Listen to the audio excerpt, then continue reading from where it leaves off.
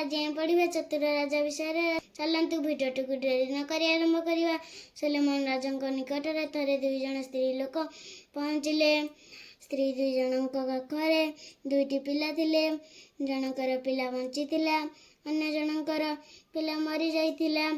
मरी जाइथिबा पिलार माँ कहूला जे बंची पिलाटी तार मृत्यु पिलाटी अन्य जनकर।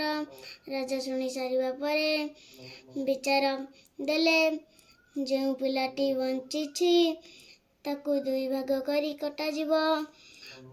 प्रत्येक गोटे लेखाएं अंश पाइबे।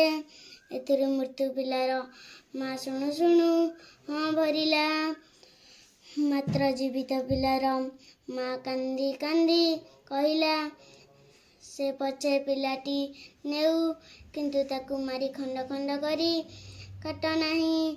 एथिरु राजा बुझी पारिले जे एही हेउची प्रकृत रे पिलाटीर माँ। ताकू पिलाटी दिया गला। एथिरु आमे कौन शिखिले जेमिति बुद्धि सेमिति विचार। वीडियोटी भल लगी चैनल को लाइक और सब्सक्राइब करंतु। धन्यवाद।